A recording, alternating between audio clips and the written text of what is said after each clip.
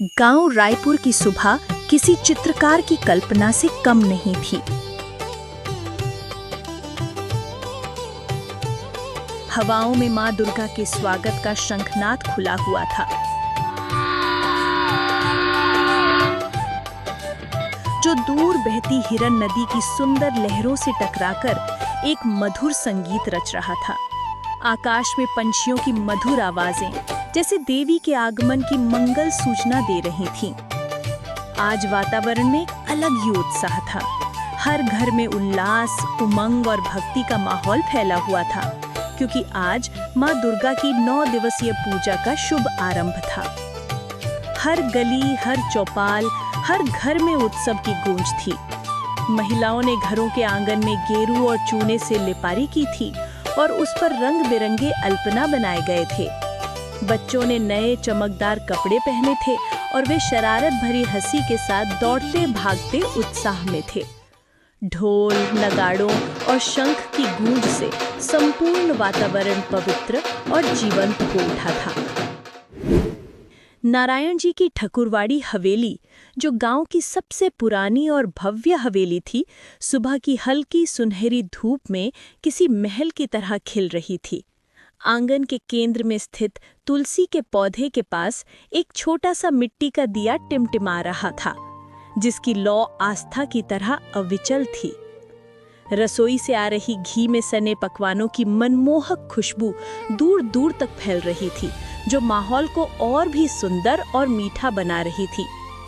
यूं तो दुर्गा पूजा पूरे गांव के लिए खास थी, लेकिन आज इस हवेली में पिछले वर्षों से एक अलग ही रौनक थी, क्योंकि आज इस घर में एक नई बहू की पहली पूजा थी, अपर्णा। सागर, जो नारायण जी का छोटा बेटा था, उसकी शादी हाल ही में हुई थी। अपर्णा के परिवार की आर्थिक स्थिति सामान्य थी, इसलिए शादी बहुत सादगी से संपन्न हुई थी। लेकिन अपर्णा की आंखों में एक ऐसी चमक थी जो सादगी में भी सौंदर्य भर देती थी। उसके चाल में संस्कार और उसकी आवाज में अद्भुत मधुरता थी। वह किसी हीरे की तरह थी, जिसकी चमक केवल देखने वाले की आंखें ही नहीं, बल्कि हृदय भी पहचान सकता था। आज हवेली में सुबह से ही हलचल थी। पूरे घर को गेंदे, गुलाब और रजनीगंधा के ताजे फूलों की लड़ियों से कलात्मक रूप से सजाया गया था। ये अपर्णा का विवाह के बाद पहला दुर्गा पूजा था।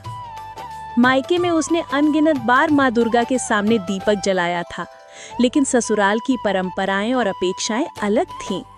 यहाँ हर छोटी बड़ी रीति रिवाज सबकी नजरों के सामने होती थी और हर काम में परिवार की प्रतिष्ठा जुड़ी हुई थी। अपर्णा ने लाल बनारसी साड़ी पहनी थी, माथे पर सिंदूर की लंबी रेखा, हाथों में चूड़ियों का गुच्छा, लेकिन उसके चेहरे पर हल्की सी घबराहट और संकोच साफ झलक रहा था। वो आंगन के एक कोने में खड़ी सभी लोगों को देख रही थी, जैसे सीखने और समझने का प्रयास कर रही हो। बड़ी बहू आस्था, जो स्वभाव से थोड़ी रूढ़िवादी और घर के रीति रिवाजों पर अपना एकाधिकार मानती थी, सुबह से ही व्यस्त थी, पर उसके चेहरे पर खुशी से ज्यादा एक चिंता झलक रही थी। एक चिंता जो नई बहू की प्रशंसा से उपजी जलन थी। अपर्णा को चुपचाप एक कोने में खड़ा देखकर वह तुरंत अपनी सास मयूरी के पास गई।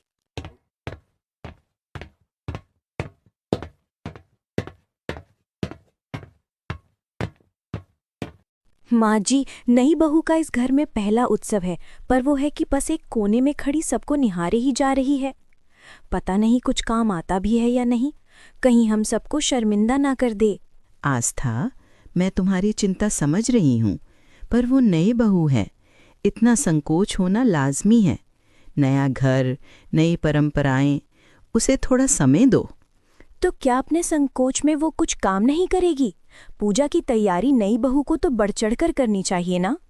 क्या तुमने उससे कुछ करने को कहा था जो उसने नहीं किया? मैं क्या कहूँ माँ जी, उसको खुद भी तो कुछ तहजीब होनी चाहिए ना। ये कोई मायका नहीं है। आस्था, वो हमारी अपनी है, कोई पराई नहीं जो हम उससे इस तरह का बर्ताव करें। अगर उसे कुछ नहीं पता तो बताना हम सबका फर्ज है। अभी से ही इतनी नफरत मत रखो, थोड़ा सब्र करना सीखो। जी। तभी नारायण जी जिन्हें सब पिताजी कहते थे, वहां आते हैं। सास बहू को जो सीख दे रही हैं, वह देख वे मन ही मन खुश होते हुए बोलते हैं। अरे भाई, अगर आप लोगों की बहसबाजी हो गई हो तो जरा देख लें क्या काम हो चुका। गांव के मेहमान आते ही होंगे, कहीं उन्हें इंतजार न करना पड़ जाए।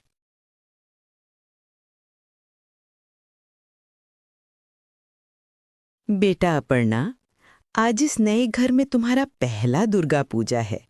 ये 9 दिन हमारे परिवार के लिए बहुत खास होते हैं। इस बार ये पूजा तुम्हारे हाथों ही पूरी होगी। सारी तैयारियां तुमको ही करनी होगी। तुम इस घर की लक्ष्मी हो और माँ लक्ष्मी ही माँ दुर्गा का स्वागत करेंगी। जी माँ जी, आप मुझे बताइए मैं क्या करूं? सबसे पहले तो तुम आस्था के साथ मिलकर माता के आगमन की तैयारी कर लो। विवेक और सागर माता की सुंदर मूर्ति लेकर आते ही होंगे।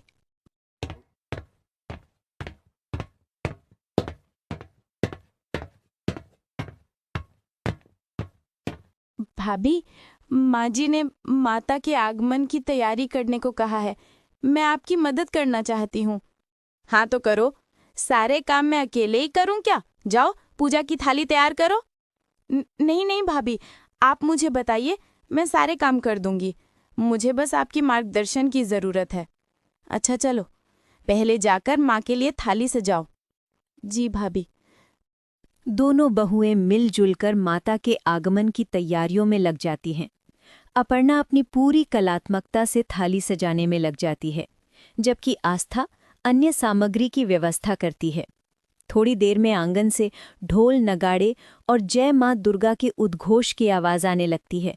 मूर्ति आ गई थी। शायद वो लोग आ गए। माता आ गई। अपर्णा, मैं नीचे जाकर वहाँ की तैयारियां देख लेती हूँ। तुम पूजा की थाली तैयार करके वहीं ले आओ। जी भाभी। अपर्णा थाली सजाकर ले आती है। आस्था माता के स्वागत के लिए आगे बढ़ती है। तभी सास मयूरी कहती है, आस्था, रुको। इस बार अपर्णा की पहली पूजा है इस घर में। माता के स्वागत से लेकर पूरी पूजा तक की सारी जिम्मेदारियां इस बार उसकी ही हैं। तुम बस उसकी मदद करती जाओ। आस्था मुंह बनाकर पीछे हट जाती है।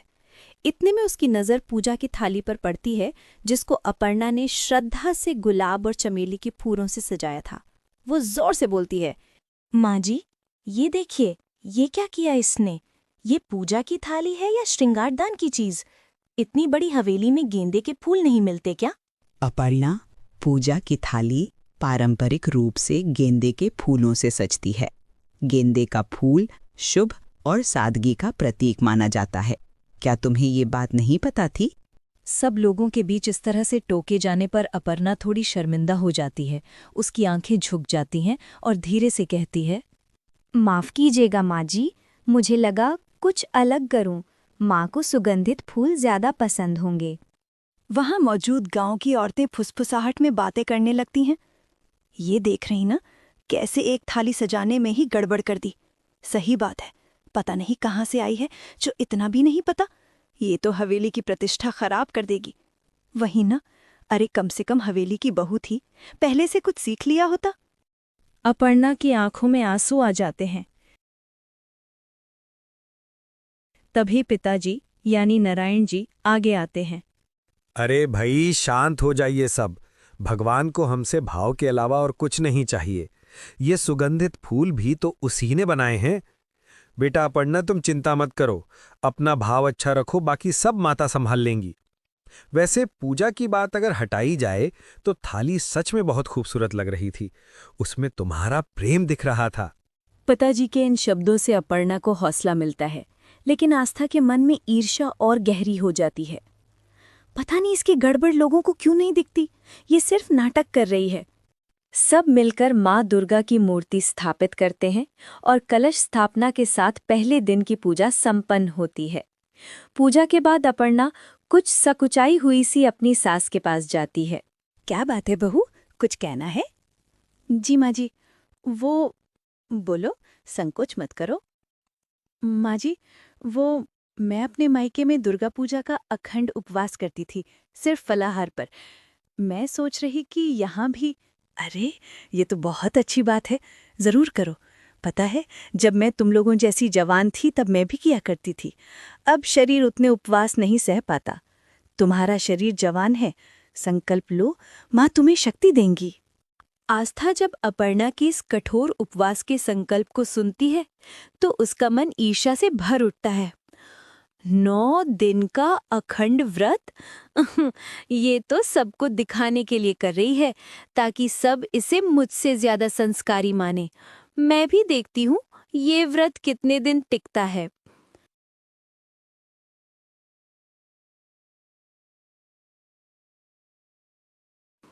शाम को आस्था अपने कमरे में पति विवेक की प्रतीक्षा कर रही होती है। विवेक, जो बड़े बेटे थे, शांत और सुलझे हुए थे, लेकिन घर के अंदरूनी कलह से दूर रहना पसंद करते थे। क्या बात भाग्यवान, ऐसे घोर चिंता में क्यों बैठी हो? आज पूजा का पहला दिन है, खुश रहो। खुश? तुम्हें भला घर के हालत की कुछ खबर रहती भी है? तुम बस काम से मतलब रखते हो। देखो, अगर कोई बात है तो सीधे कहो। इस तरह गोलमोल बोलती हो, मुझे कुछ समझ नहीं आता। सीधे सीधे क्या बोलूं तुमको? घर में सब लोग बस अपर्णा की तारीफ करते रहते हैं। लड़की नहीं मानो किसी देवी से ही हो गई हो सागर की शादी। हर समय बस अपर्णा अपर्णा। मैं भी इस घर की बड़ी बहू हूँ, ये तो शायद सब भूल ही चुके हैं। अरे, मेरी बात सुनो। सब लोग अपने व्यवहार से ही घर बसाते हैं। अपर्णा ने आज तक किसी से बुरा नहीं बोला। वो सादगी से अपना काम करती है, इसलिए लोगों को उसका व्यवहार पसंद आता है। तुम भी अपना व्यवहार ठीक कर लो, सब तुमसे प्यार करेंगे। प्रेम बांटने से बढ़ता है, ईर्ष्या करने से नहीं। हाँ, सबसे बुरी मैं ही हूँ ना। वो बहुत चालाक है, सबको अपने बस में करने के लिए ऐसे पैतरे लगाते रहती है। आशा करता हूँ इन 9 दिनों में तुम ये समझ जाओगी कि इस घर में किसी को भी बस में करने की जरूरत नहीं है। ये प्रेम का घर है। वो बिना कुछ और कहे कमरे से निकल जाते हैं।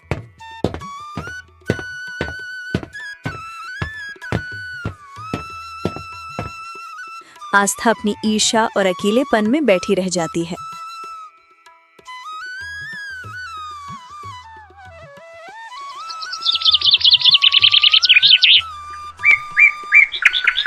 अगली सुबह अभी सूर्य की पहली किरणें हवेली के आंगन तक पहुंची भी नहीं थी कि एक मधुर आवाज पूरे घर में गूंज उठी।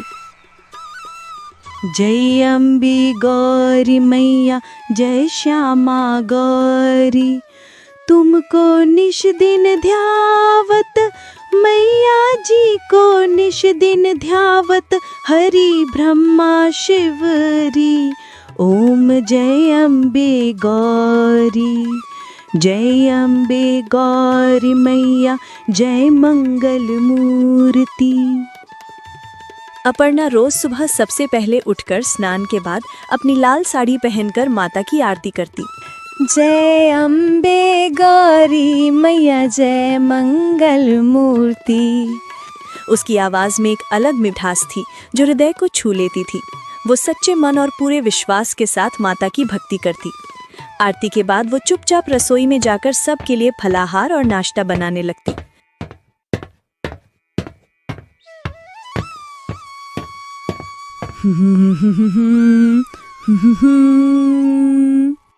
उसने किसी को अपने उपवास के बारे में नहीं बताया था, बस माँ को छोड़कर। अपर्णा को कढ़ाई बुनाई का अद्भुत शौक था और वो इसमें माहिर थी। उसने नवरात्रि के 9 दिनों के लिए माता के अलग अलग स्वरूपों के अनुसार खुद अपने हाथों से मखमल और रेशम के सुंदर वस्त्र बनाए थे। हर वस्त्र पर बारीक जरदोजी का काम था जो रात रात भर जागकर उसने पूरा किया था।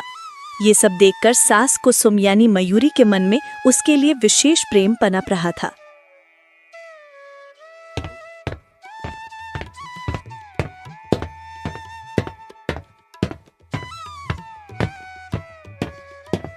बहू, अब तक यहाँ हो? सुबह से बस काम ही कर रही हो? उपवास में इतना काम?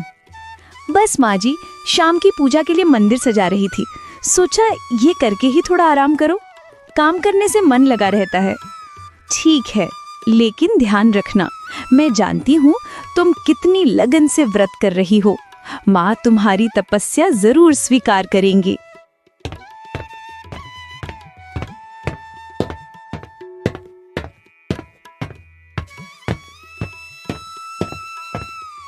माँ जी, अपर्णा के व्रत की वजह से वो कमजोर पड़ रही होगी। मैंने उसके लिए अपने हाथों से सेंधा नमक की दही बनाई है, फलाहार के लिए। आप उसे दे दीजिए ताकि उसे थोड़ी ताकत मिले। कितनी अच्छी बात है आस्था, बहू का इतना ख्याल रखती हो। अभी अपर्णा वो दही खाने ही वाली होती है कि इतने में गांव की कुछ औरतें प्रसाद के लिए आ जाती हैं।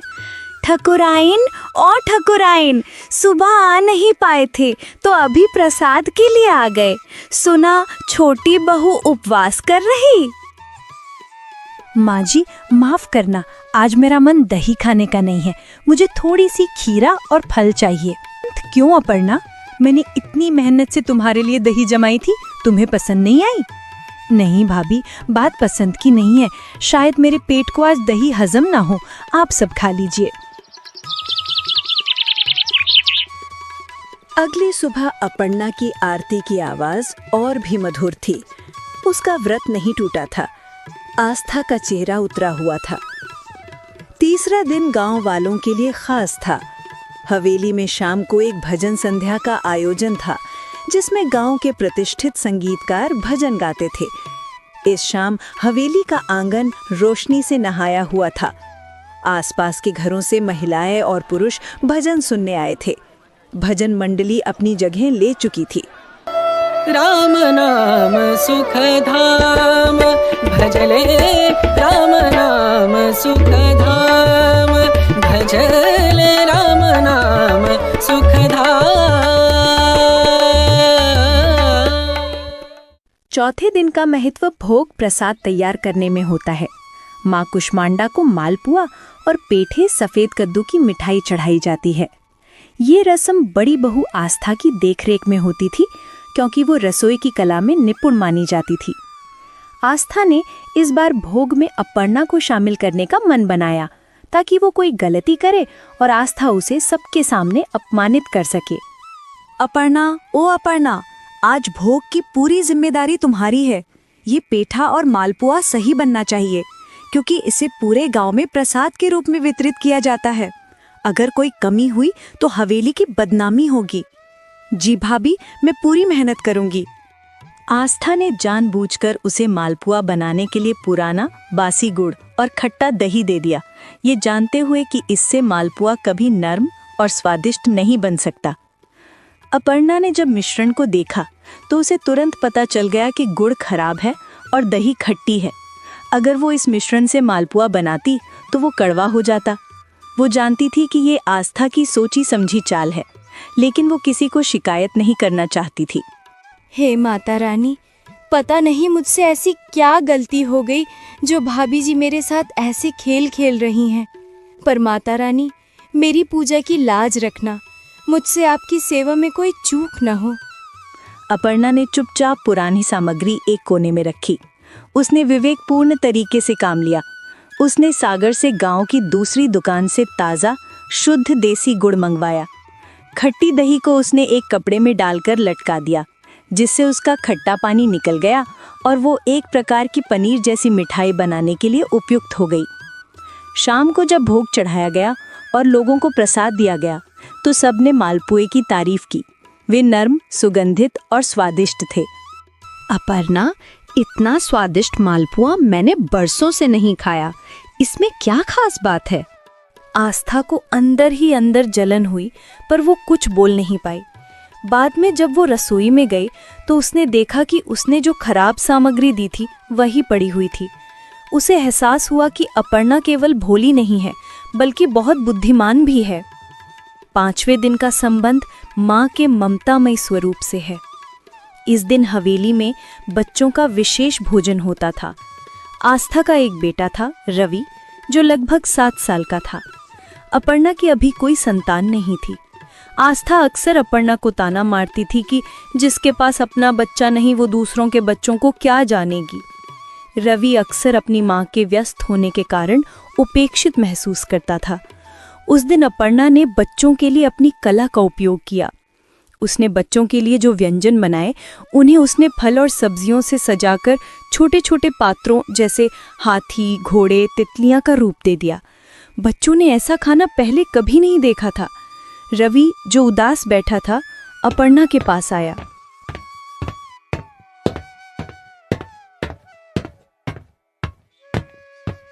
चाची, क्या ये घोड़ा सच में मैं खा सकता हूँ? हाँ बेटा, जरूर खाओ, आज तुम्हारा दिन है। जब रवि खाने लगा तो आस्था ने दूर से देखा कि अपर्णा रवि को खिला रही थी और रवि अपनी चाची से प्यार से बातें कर रहा था। इस दृश्य ने आस्था के हृदय पर गहरा प्रभाव डाला। उसे लगा कि अपर्णा केवल हवेली की बहुओं के लिए नहीं, बल्कि बच्चों के लिए भी प्यार ला रही है। आस्था की ईर्ष्या थोड़ी कम हुई, लेकिन अहंकार अभी भी बाकी था। देवी कात्यायनी का दिन, छठा दिन। छठे दिन पूजा का माहौल सबसे अधिक गंभीर और शांत होता है। ये दिन शक्ति और न्याय का होता है। इस दिन हवेली के पुराने पुजारी जी ने एक प्राचीन पीतल का बहुमूल्य कलश पूजा के लिए निकाला, जो केवल कात्यायनी पूजा के लिए उपयोग होता था। इस कलश पर नारायण परिवार की 100 साल पुरानी वंशावली खुदी हुई थी। ये कलश हवेली की प्रतिष्ठा का प्रतीक था। आस्था ने मौका देखकर इस कलश की देखभाल की जिम्मेदारी ली। माँ जी, इस कलश की जिम्मेदारी मैं ही ले लेती हूँ, वरना पता चले कि नई बहू फिर से अपनी कला दिखाने के चक्कर में इसको कुछ अलग ही बना दे। हाँ बहू, ये कलश बहुत महत्वपूर्ण है इस हवेली के लिए। अपर्णा बेटा, इस बार तुम देख लो भाभी कैसे इसका ख्याल रखती है, तो अगली बार तुम भी कर सकोगी। जी माँ। आस्था ने जिम्मेदारी तो ले ली, पर इस बार शायद माता रानी को कुछ और ही मंजूर था। शायद वो आस्था के मन में अपर्णा के लिए इतनी नफरत अब देख नहीं पा रही हूँ। रात में जब सब सो गए, आस्था उस कलश के लिए वहां जागी हुई थी। अंधेरे में उसे पता नहीं चला और कलश उसके हाथ से टकराकर टूट गया। हे भगवान, हे माता रानी, ये मुझसे क्या हो गया? ये कलश, मुझसे तो बहुत बड़ी गलती हो गई। अब मैं क्या करूं? हे माता रानी। आस्था अभी इतना सोच ही रही थी कि कुछ गिरने की आवाज सुन अपर्णा, जो मंदिर के पास ही सो रही थी, वो उठ जाती है। क्या बात है भाभी जी? ये क्या हो गया? ये सब मुझे बहुत बड़ी गलती हो गई अपर्णा। देखो ना, अंधेरे में मुझे पता नहीं चला और अरे भाभी, रोइए मत, मैं कुछ सोचती हूँ, आप चुप हो जाइए, इतना घबराइए नहीं। अपर्णा आस्था को हिम्मत देकर थोड़ी देर कुछ सोचती है, फिर अचानक वो अपने कमरे में चली जाती है। उसे यूं अचानक जाता देख आस्था मन में सोचती है, ये अब अचानक क्या करने जा रही? कहीं मांजी को तो सब नहीं बताने जा रही ना? हे माता रानी, मुझे बचा लीजिए, ये मुझसे बदला लेने पक्का सबको उठाने ही जा रही। इतने में अपर्णा वहां वापस आती है। उसके हाथ में कुछ कलात्मक चीजें थी, गोंद, कागज, मिट्टी, रंग आदि। आस्था उसे बस देखे ही जा रही थी और अपर्णा ने जल्दी से कलश के सारे बिखरे अंगों को समेट पहले तो उसको चिपकाती है और फिर उसके टूटे होने के निशान को छुपाने के लिए उस पर अपनी कला का प्रयोग कर उसे रंग और मोतियों से सजा देती है। आस्था अपर्णा को एकटक देखती ही रहती। उसकी आंखों में आंसू होते हैं। शायद ये उसकी अब तक अपर्णा के प्रति कड़वाहट का पछतावा था, पर वो कुछ भूल नहीं पाती। देखते देखते सुबह हो जाती है।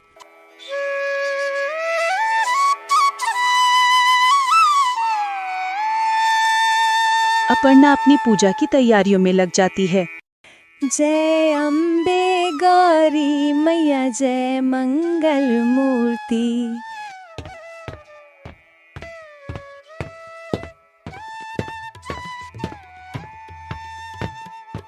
अरे बहू, ये क्या है? ये कलश को ऐसा किसने कर दिया? जी माँ जी, वो अपर्णा ने। अपर्णा, ये क्या है बहू?